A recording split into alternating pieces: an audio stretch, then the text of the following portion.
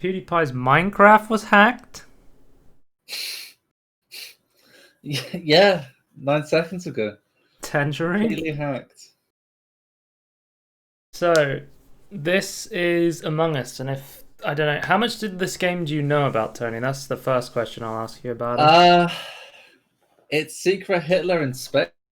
Yeah, that's kind of a good I way don't to know. describe it. Okay, If you know that's all I Secret know. Hitler.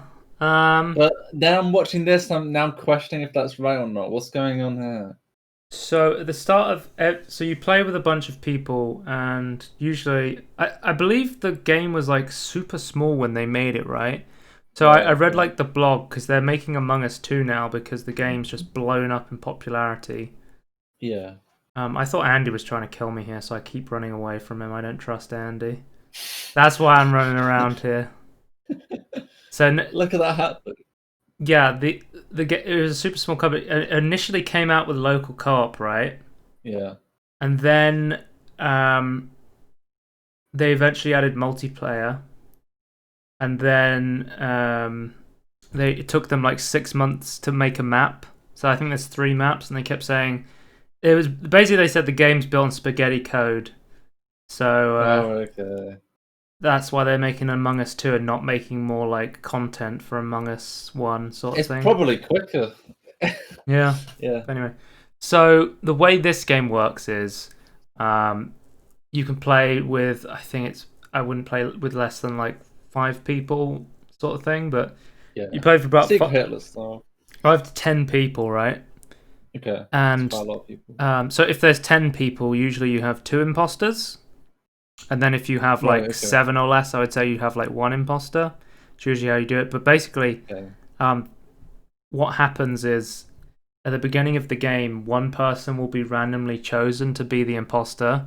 And what they will have to do is to win the game, they will have to either kill but yeah, they have to kill enough people that it's only them. They outnumber the survivors, so they don't have to kill every single person. But as soon as they outnumber the survivors, that's when the game ends. And Right. so basically, they have a kill, and it goes on cooldown every time you use the kill button. So I think it starts on like a 20-25 second cooldown at the start of the game. And your other tools are you have what's called sabotage. So with sabotage, what you can do is you can do stuff like you can turn off the lights. So I don't know if we saw it there at all, maybe, but basically the vision that everybody has is super reduced. I don't know if this is. I think our survivor vision was pretty low in the options. You can like turn the oxygen off. So basically, like the lights one, you can kind of leave, but you're technically in a crisis, which comes into play if someone hits the button. But I'll explain that later. You can sabotage like. So if they sabotage electrics, right? You then have to walk to electrics and fix it. And if you want to get your vision back, because it's very beneficial to not have vision for the killer, because the killers have what's called killer vision, so they can see a lot more than you can as a non-imposter, as a crew. I think crewmate is the name of the non-imposters. Okay. And there you can like. Are the imposters aliens? I don't know the story. Okay. I don't think there's really like a definitive kind of lore about this game, but there probably is like a video on YouTube, someone talking about the lore of Among Us, so who knows. But because in some of the death ones, sometimes you just get a gun and shoot someone, but then sometimes they like the imposter opens their mouth and eats people, so kind of like The Thing or something, Okay. like John Carpenter's The Thing. Yeah. So I don't really know. Something What's the name of the red dwarf one? A polymorph. The polymorph. Yeah. Just disguise yourself as a crewmate. But anyway, what was I saying? I think more. I can't. Before the polymorph, I don't know. Yeah, I'm trying to remember. I was explaining the rules of the game. Okay, so you can sabotage electrics, you can sabotage oxygen, and that's a big one because then if people don't go to oxygen within 30 seconds, the oxygen will run out. So everyone has to run to oxygen and fix oxygen, otherwise everyone will die and the imposter will win, right? And then some other sabotage you can do is you can shut doors to trap people in specific places. And yeah, but here's me. Here's another ability. Do you see the vent at the top? That's another thing. So survivors can use these vents to get around, so they can go to places. They can kill someone in one place, like Martin is killing me here, and then he can go into the vent and he can go to another room. So if somebody comes into this room, Martin might be on the other side of the map, and he would go, "Oh, I wasn't in that room. I was over here. This guy saw me," sort of thing. Yeah. But only the imposters can use the vents. So if you see somebody using the vent, you can go in the discussion phase, because every time somebody dies, as we saw earlier, you can discuss who you think the imposter is. If you go, yeah, I saw this, I'd say I saw Martin venting, right?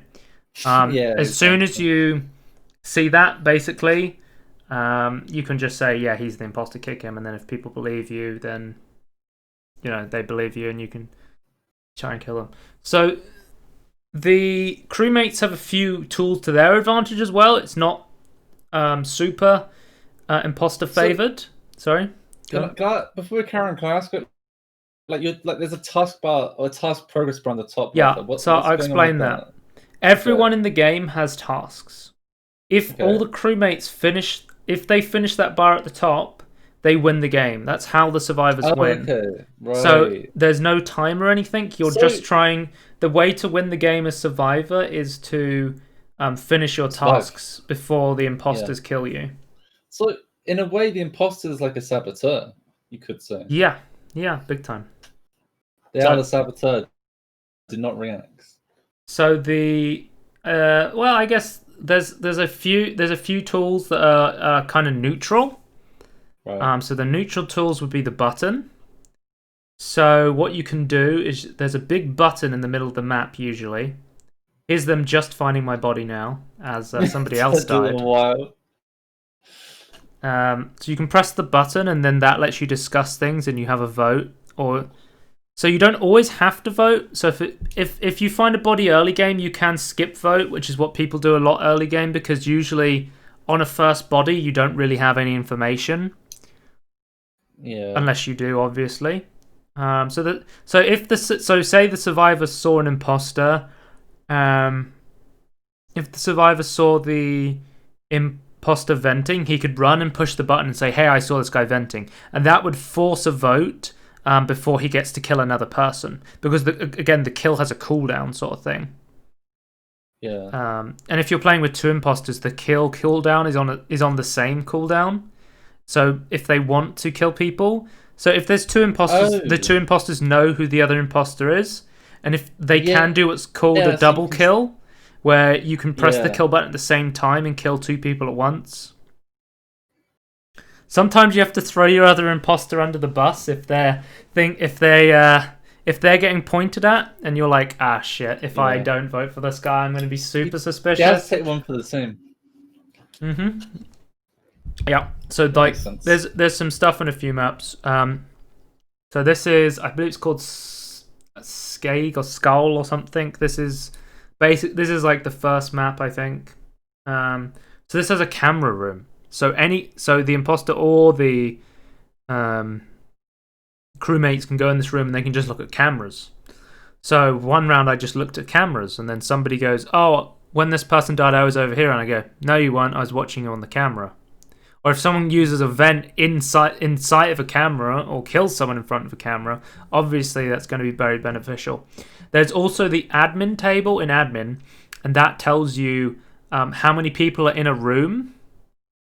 So, for example, when I was playing a game on the lava map, I don't really remember what it's called. I was watching the admin room, and then I was like, oh, it went from 2 people to 1 person. I was like, there's a high chance that the person in this room just died. So I ran to that room and I found a body. And then, so I called a vote, and then the 2 other people in the game, there was 1 imposter, and the 2 other people, they'd been running around doing tasks with each other, and I go, well, it has to be this other guy then. So like, that's one way you can like use the admin room to figure out who the imposter is. Yeah, you get like detective information to like you can like, use it to Like gather some information. Sort of thing. Quite specific cool. maps have different things. I think like the lava map has vitals, so vitals, um, it will tell you how many people are alive. So if you're looking at the screen and it goes somebody's dead, you might want to push the button and be like, "Hey, somebody's dead. I don't know where their body is, but according to vitals, somebody's dead." So one thing I should probably point out: so when you're playing the game, the only time you can talk is when you're in the voting stage. So as soon as you start the game, it'll come up with a crewmate going shush, and you have to mute your mic if you're playing online, and then nobody can talk. So it makes it really interesting. Like you have to Actually save doing it all of your properly. discoveries until you get to that voting stage, and then as soon as you Yeah. die, you can't talk at all. One thing I should point out as well, if you saw in the footage there, I was a ghost. So when you get killed, you can still complete tasks. It's important to keep completing your tasks as a ghost. Obviously, it's very easy to complete tasks as a ghost because you can fly around and you can't be stopped. But the only way Yeah. for the crewmates to beat the imposters is by completing the tasks. So it makes sense that you allow ghosts to complete tasks, and that way the crewmates can still win. Unless they vote both of the imposters out or the single imposter out. This is a pretty fun game mode. This is just like shooting asteroids. There's Point, tons of really like great point blank. little like mini games. Like you take leaves out of the filter, you empty the Wait, trash, you have to why are there reconnect leaves wires. in the filter? Oh, Yeah. from like the Oh, okay. Like auditorium. That's not the right Mm. word. Arboretum, sort of thing. But yeah, I think I played this for about 4 hours now. It's a pretty the thing Oh, I'll say okay. about the game is it's very cheap. It's about £4 to buy it on Steam, so it's very cheap. Oh, okay. That's nice. Um, it has quite a lot of players. I think their servers were getting hit pretty hard the other week because they had like 2 million players or something. This is the admin table. That's what I was talking about. Wait, so there's still lots of people playing this game then. It's incredibly popular right now, Tony. Still, Like okay, crazy right, popular. Yeah, yeah, yeah. right. Because of course it was basically like it was a small indie game nobody really knew about. A couple of Twitch streamers started playing it, and it's now one of the most popular games on Twitch and on Steam now because of I that. mean, Like, there's such a huge yeah. knock-on effect from having Twitch streamers pick up a game like this. Well, it's one of those games like you look at it and it's like, oh, I understand this game sort of thing. Like you Hmm. understand it by just watching it. Yeah, one thing I would say that I think it's probably not worth buying this game unless you have a large group of friends who also are Yeah, getting the game or play the game already. Because I think it's probably one of those games where um, you can queue into random lobbies, but then you're kind of typing to people you yeah. don't know, and That's yeah. at that point it doesn't seem that fun. You, There's I kind of two groups of Among Us players, it seems, based on the Twitch streams I've watched of this game. yeah. So the first group is like my kind of group where we get like people who've never played the game before, but none of us are like the objective of the game is to kind of have fun, Yeah. and we're just trying to play the game and have fun, right? We're not trying to get 100% win rate, It's right? not super competitive. But then Yeah. there's certain streamers on Twitch that play this like 10 hours a day, and um they only play Among Us, and then their entire objective is you have 10 people in the lobby all trying to win, and it turns into this toxic mess where everyone's screaming at each other and calling each other bad and terrible. It's like, why would you do this? It was so obvious this guy was the imposter, and like that's where I'm like, yeah, I wouldn't want to play in an No. environment like that because Well, that just seems terrible. from what I can see, like I would kind of treat it as like a board game sort of session. Like I like yeah, if we play like this as like online board game, like kind of you set a time and a date, right? Like this day, we like make this Among Us day or something. I don't know. Hmm. That's how I would kind of treat this. Yeah, I started playing it with a with my friend Andy and a bunch of the Swedish guys, and basically we just had a bunch of people come in and come out, and then Yeah, that's fine. it didn't really matter, like, because I was never In the really end. playing like people for too long. Like we had people pop in and pop out sort of thing, so Yeah. it was nice to, because I think we had more people than this. Like we did have a couple of 10-man lobbies. And I think when you have like the 10-man lobbies, that's when it's really cool. They did say for Among Us 2 they were going to allow like 15-man lobbies with like 3 imposters. They wanted to try that as well, so that'd be pretty interesting. Yeah. But yeah, this game's really fun. Definitely. So I'd say if you know people who play this game, definitely pick this up and play it with them. If there's enough of you and you're okay with just playing it for fun, I wouldn't recommend like trying to win every game and then getting really angry at your friends and then losing friendships Have you been over an it. imposter yet? Yeah, I've been imposter a couple of times. But I think the thing is, I think I've been imposter like 3 times out of like 20 plus games or something. So it's like I don't get it very often. I actually I think I kind of prefer being crewmate, because then at least I know where I stand. Like it's super stressful to be the imposter. Yeah. Oh, fucking Martin murdering me again. So I think he did do really good. Did you see that from my perspective though? Look how far away I was when he murdered me. Yeah, I know. That's crazy. So like I said after that game, so because it's custom lobbies, you just go, okay, the kill range is fucking ridiculous. Turn that shit down. He's killing me from a different room. This is fucking ridiculous. But I don't know if that was like delay or whatever. I've got 50 ping, so it's not terrible. But yeah, just saying like it's not bad either though. If you have enough people to play with, get this game. Don't take it too seriously, and just remember to have fun. And when it stops being fun, just stop playing. Play something else. You instead you could play some Book of Demons Hellcard. Wow, that's a good segue. Yeah. I can turn the sound on for this one because I did record it. Basically, there's a demo festival going on for the moment for PAX. There's a bunch of demos available for a week, and I think I downloaded Book of Demons Hellcard because I really wanted to play it, but then like it went off the demo festival thing before I got a chance to play it, and I was like, okay, I have to download Book of Demons Hellcards and play it before it goes off the demo festival, because I love Book of Demons, so I got to try and I love Slay the Spire as well. So if there's a game where they're mixing Slay the Spire and Book of Demons, which this is essentially what this is, I have to try it, sort of thing, is how I felt. So I selected the warrior here. You kind of get to play as all 3 classes. There is the warrior, the cleric, and the like the rogue hunter with the bow and arrow sort of thing. I can't remember what she's called. Right. Yeah. But the really interesting thing about this is they have what's called the companion system. So throughout your run, you'll basically be playing as all 3 characters anyway. It's kind of like a game where you are a game that would be familiar to Indiana Jones, made by Valve, if you know what I'm saying. Is that too cryptic? I don't know what that means. Oh, well, like an artifact.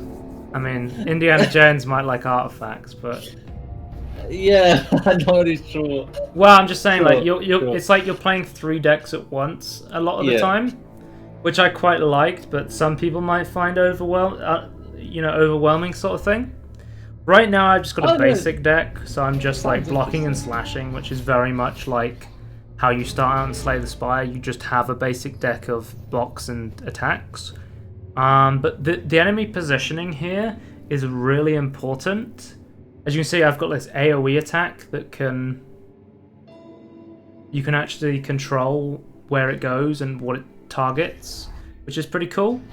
But if you see the ring I'm stood in, every enemy in that is close to me. So as a warrior, when I use my sword attack, I get a bonus damage because they're close enough to get hit by my sword fully.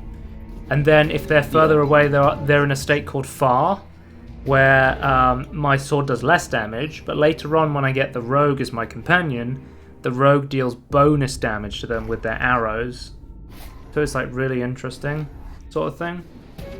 I think this is pretty Sorry, what were you going to say? I was like, interesting that you're in the center of the room, you can't move, and the enemies can move. That's kind of interesting to me. Like, yeah, you can't really. I don't think you can ever move, but the enemies always move around you, sort of thing. Because it'd be pretty confusing if you could. So this is the companion. You can accept or decline them. I chose to accept all the companions because I didn't really know what they did. So he has a healing aura, which is like a buff you can get, which then every turn heals you, which is super useful. Because then if you top up, after every fight you do, you get to choose a card or you can heal yourself. But if you're full health, instead of healing, you can get max HP, which is pretty big. I think I'd choose Whirlwind here. I think Whirlwind might be one of the best cards in the game for Warrior. I thought, like, I basically built my entire deck to cycle until I got Whirlwind. That's just swinging around doing lots of damage, right? It's an exhaust card, so if you've never played Slay the Spire, when you use it, it goes out of your deck. So it's like a big one-time use, but what it does, it's 2 mana, because you have 3 mana. It's very similar. I'm going to keep saying it's very similar to Slay the Spire. But it's 2 mana, and then it deals 5 damage to everything close to you, and then if anything survives that, it knocks them back. So it's super useful, especially because I got to a point where I had a rogue as well, and then as soon as I knock them out with Whirlwind, the rogue then has a card that shoots arrows and deals bonus damage when they're far. So I kill all the close ones, knock all the close ones to far, and then I do massive AoE far damage. Like I built like a cycle combo deck. What are you saying? No, I was saying like this game kind of like it has Slay the Spire, like how you use your cards, and it's like kind of Book of Demons, like in terms of like enemies that actually have, like it matters where they are in the world. Yeah. Also, as you can see here, the enemies will attack whoever is on that side. So you can see based on the half of these circles. That's a really cool idea. So the cleric's getting attacked because they're coming from his side, and then my warrior's getting attacked, and it will show you how much damage they're going to take. And then if you hover over them, it will show where they're getting attacked from. So in the same way, Slay the Spire, you know all your enemies' intentions, and it's possible to change intentions as well with some cards. So if you're getting attacked for a lot, you can like if you knock someone. So you know I had the 1 mana AoE ability that knocked people away. That also rerolls a enemy's intentions as it knocks them. There's a few intentions. There's attacking, which is just their attack modifier, which is the number on the sword icon. Their health, which is the number with the heart. And then if you hover over each individual enemies, they will tell you exactly what they do, like what their special abilities are, which is important later on, because there's some enemies that like they just summon skeletons over and over again. There's some enemies that they have loads of health, but every time you attack them, their health gets increased by +2. Yeah. So there's someone you don't want to like chip at too much. You kind of want to deal like a lot of heavy damage to them. It's probably the best way to do it. Some will like, if you see the swirly circle above the head, that's a buffing move. So they're either like giving themselves extra armor, or they're giving themselves extra attack. That's kind of what they're doing. Yeah, then I'm casting my mana. So each individual companion has their own mana. And each individual companion has their own life pool. So you can actually have one of your companions die, or you can die yourself. But as long as one of the heroes is alive, the game will continue. Oh, okay. I don't actually know how it works in relation to if one of your guys dies and then you move on to the next round, if the person respawns, or you just continue the run without a person and then you select a new companion. Okay. So when I selected these blue cards, it went into my deck. So I think... Yeah. So I think every time you select a card, it goes into your main hero's deck, but I didn't... Like, I went into this game and I was like, I'm going to play like 15 minutes before I go to bed. But then I ended up playing like an hour run sort of thing.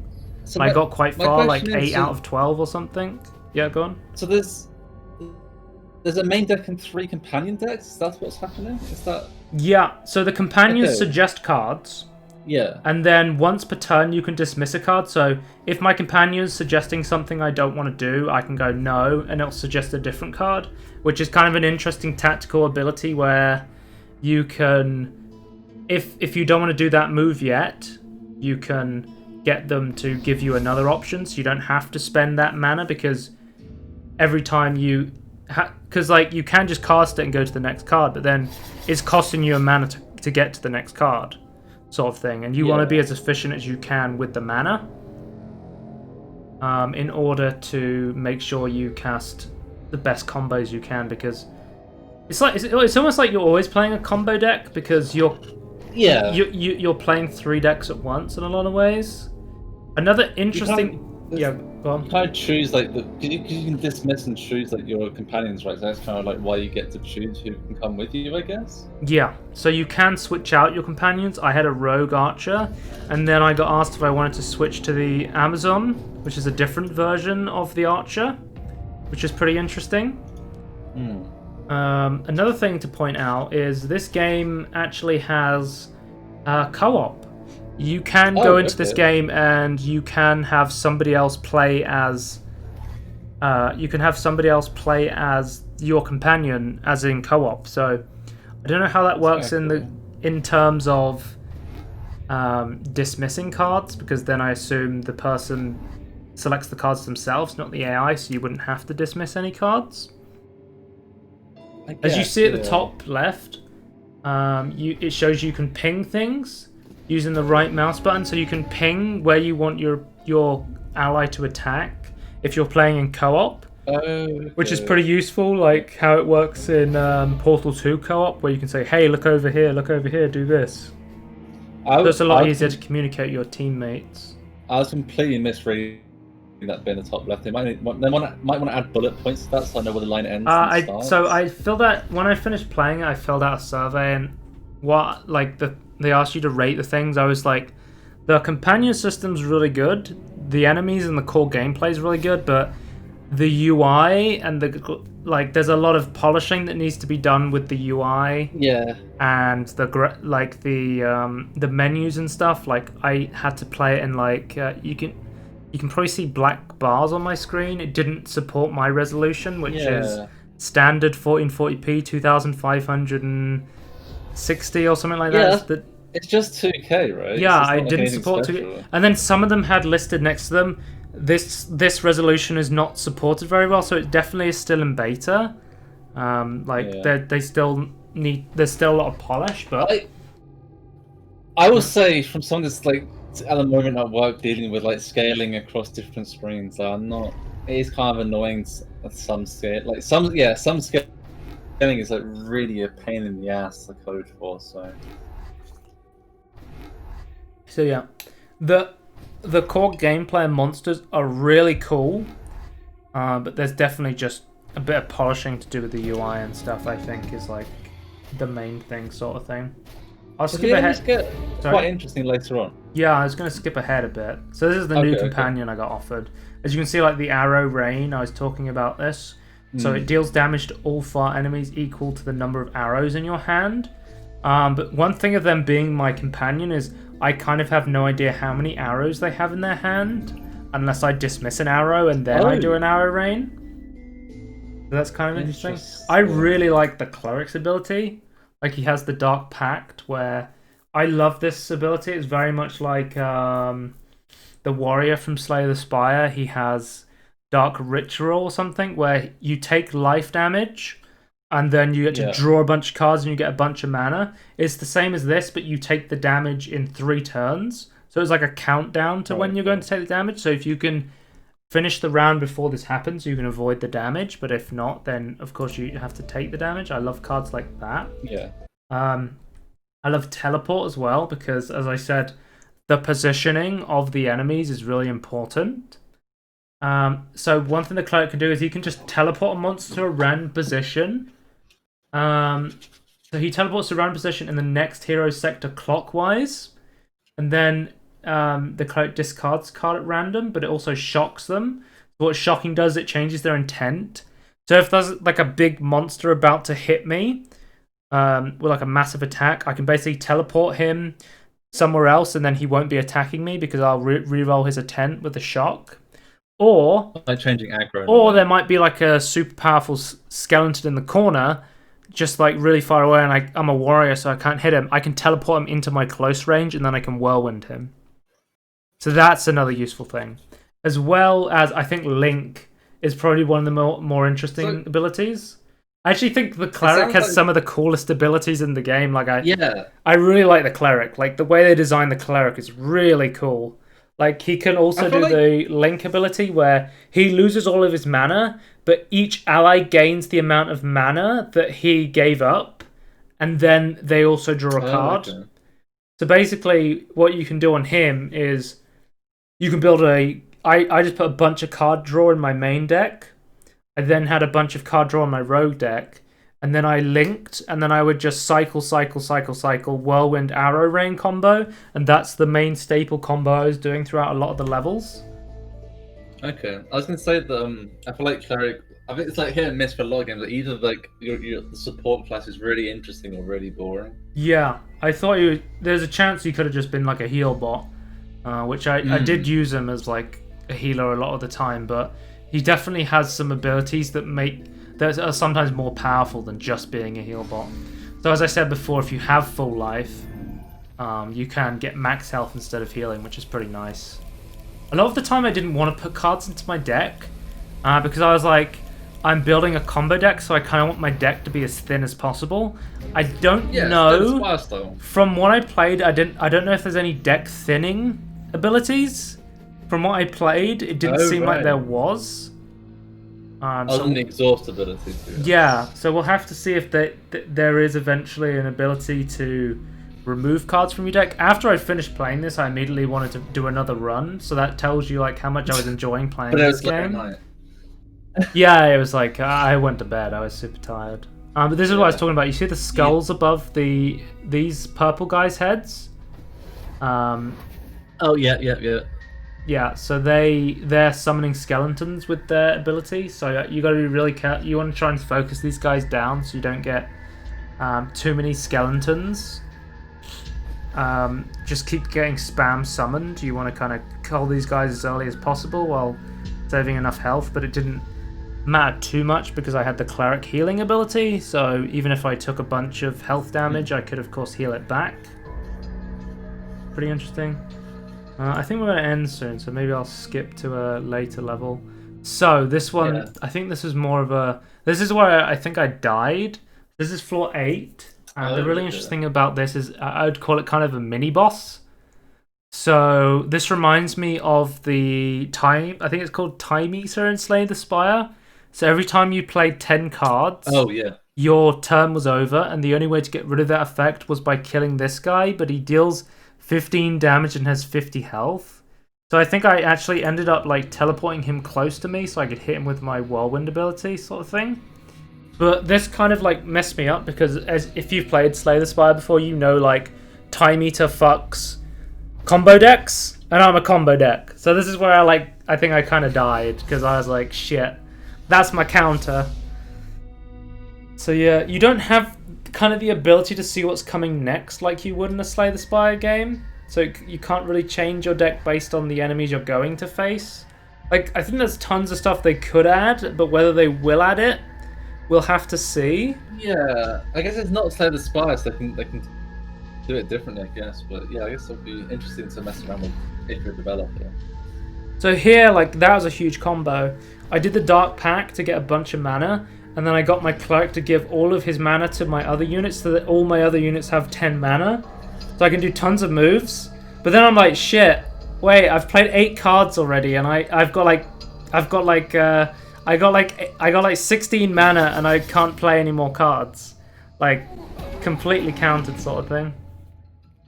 So yeah.